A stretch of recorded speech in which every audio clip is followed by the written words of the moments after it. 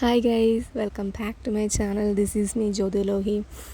അപ്പോൾ അഗെയിൻ ഞാനൊരു shoot day വ്ളോഗുമായിട്ടാണ് വന്നിട്ടുള്ളത്. അപ്പോൾ എന്നെ ഇവിടെ നിന്ന് തന്നെ പിക്ക് ചെയ്യാണ് ചെയ്തത്. അപ്പോൾ ഞാനിങ്ങനെ ഇരുന്ന് എൻ്റെ സ്ഥലത്തിൻ്റെ ഭംഗിയൊക്കെ കുറിച്ചും ഓരോ കാര്യങ്ങളെക്കുറിച്ചും ഞാനിങ്ങനെ വിശദീകരിച്ചുകൊണ്ടിരിക്കുമായിരുന്നു. എനിക്കിങ്ങനെ സംസാരിക്കാൻ ആരൊക്കെ അവർ സംസാരിക്കണമെന്നില്ല, ഞാൻ തന്നെ ഇങ്ങനെ സംസാരിച്ചുകൊണ്ടേയിരിക്കും. അപ്പോൾ അങ്ങനെ എൻ്റെ സ്ഥലത്തിൻ്റെ കാര്യങ്ങളെയൊക്കെ കുറിച്ച് പുള്ളിക്കാരനിങ്ങനെ പറഞ്ഞു കൊടുത്തുകൊണ്ട് ഞങ്ങൾ പോവായിരുന്നു. പിന്നെ ചെല്ലാനത്തായിരുന്നു മേക്കപ്പ് ആർട്ടിസ്റ്റ്. മേക്കപ്പ് ചെയ്തത് വിനീത എന്ന് പറഞ്ഞൊരു ചേച്ചിയാണ്. സോ പുള്ളിക്കാരത്തിൻ്റെ വീടെത്തി ഞങ്ങൾ മേക്കപ്പ് സ്റ്റാർട്ട് ചെയ്തു. പുള്ളിക്കാരത്തി എന്നോട് ഇങ്ങനെ ഓരോ കാര്യങ്ങളും ചോദിച്ചാണ് ചെയ്തത്. നിനക്ക് ഐ മേക്കപ്പ് എങ്ങനെ വേണം, ലിപ്പ് എങ്ങനെ വേണം, അങ്ങനെയൊക്കെ. അപ്പോൾ ഞാൻ ഓൾറെഡി എൻ്റെ സ്കിന്നിന് കണ്ടീഷൻസൊക്കെ പറഞ്ഞിട്ടുണ്ടായിരുന്നു. കാരണം എൻ്റെ മൂക്കിന് താഴത്തേക്ക് ഭയങ്കര ഡ്രൈനെസ്സും മൂക്കിന് മുകളിലേക്ക് ഭയങ്കര ഓയിലി അങ്ങനെയായിട്ടാണ് എൻ്റെ സ്കിന്നിരിക്കുന്നത്. പക്ഷേ സമ്മർ സീസണൊക്കെ വരുമ്പം കംപ്ലീറ്റ്ലി ഓയിലിയാണ്. അല്ലാത്തപ്പം മറ്റുള്ള സീസണിൽ ഒരു കോമ്പിനേഷൻ ടൈപ്പായിരിക്കും സ്കിൻ ഇരിക്കുന്നത്. മാത്രമല്ല എൻ്റെ മൗത്തിന് ചുറ്റും, അതായത് കൂടുതലും നമ്മുടെ ലോവർ ലിപ്പിന് താഴെയായിട്ട് സ്കിന്നിങ്ങനെ പീൽ ചെയ്ത് പോകും എനിക്ക്. അങ്ങനത്തെ ഒരു മാതിരി ഒരു വൃത്തികെട്ട സ്കിൻ ടൈപ്പാണെന്നേ പറഞ്ഞിട്ട് കാര്യമില്ല. ഞാനതൊക്കെ ഇങ്ങനെ ചേച്ചിനോട് പറഞ്ഞ് അങ്ങനെ. അപ്പോൾ ചേച്ചി പറഞ്ഞാൽ കുഴപ്പമില്ല, നമുക്കതിനനുസരിച്ചിട്ടൊക്കെ എല്ലാം സെറ്റാക്കാം അങ്ങനെയൊക്കെ. അപ്പം ഇപ്പം ഈ കാണുന്ന കോലം കണ്ട് നിങ്ങളാരും പേടിക്കണ്ട. മേക്കപ്പ് എന്ന് പറയുമ്പോൾ അറിയാമല്ലോ, അത്യാവശ്യം പുട്ടി നമ്മളിടും.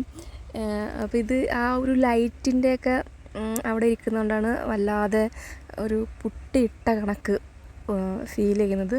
സോ അപ്പോൾ ഞാൻ ചേച്ചിനോട് പറഞ്ഞിട്ടുണ്ടായിരുന്നു, ഒരു പൊടിക്ക് ലൈറ്റർ ടോൺ പിടിച്ചോ എന്ന് പറഞ്ഞിട്ടുണ്ടായിരുന്നു. വേറൊന്നുമല്ല, നമ്മൾ മേക്കപ്പ് ചെയ്ത് ഇത്തിരി ലൈറ്റർ ടോൺ ആയാലും കുറച്ച് കഴിയുമ്പോൾ ഈ ഓക്സിഡേഷൻ കാരണം അത് ലൈറ്റർ സ്കിൻ ടോൺ ആകും. കുറച്ചും കൂടെ ഒരു ഡീപ്പ് സ്കിൻ ടോണിലോട്ടൊക്കെ വരും. അപ്പോൾ അങ്ങനെ വരുമ്പോഴത്തേക്കും എൻ്റെ ഒരു സ്കിൻ ടോണിലേക്ക് വരും. അപ്പം അതുകൊണ്ട് ഞാൻ ചേച്ചിനോട് പറഞ്ഞിട്ടുണ്ടായിരുന്നു, എനിക്ക് എൻ്റെ ഷെയ്ഡിൽ നിന്ന് ഒരു ഷെയ്ഡ് ലൈറ്റർ കയറ്റി പിടിച്ചോളാൻ പറഞ്ഞിട്ടുണ്ടായിരുന്നു. അപ്പോൾ അങ്ങനെ ആദ്യം ചേച്ചി ഐ മേക്കപ്പാണ് തുടങ്ങിയത്. സോ ഐ മേക്കപ്പ് കഴിഞ്ഞ് ബാക്കി ഫൗണ്ടേഷനും കാര്യങ്ങളും അങ്ങനെയൊക്കെ ഇട്ടു. അങ്ങനെ ഞാൻ തന്നെയാണ് കേട്ടോ വീഡിയോ പിടിക്കുന്നത്. കാരണം എൻ്റെ കൂടെ വേറെ ആരും വന്നിട്ടുണ്ടായില്ല. സോ അതിൻ്റേതായ ചില പോരായ്മകൾ വീഡിയോയ്ക്ക് ഉണ്ട്. കാരണം പുള്ളിക്കാരത്തി അങ്ങോട്ടും ഇങ്ങോട്ടൊക്കെ മാറുന്നതനുസരിച്ച് ഞാൻ എൻ്റെ അപ്പുറത്തെ കയ്യിലോട്ട് അങ്ങനെയൊക്കെ പിടിച്ചിട്ടാണ് വീഡിയോ അഡ്ജസ്റ്റ് ചെയ്ത് ഒക്കെ റെക്കോർഡ് ചെയ്തിട്ടുള്ളത്.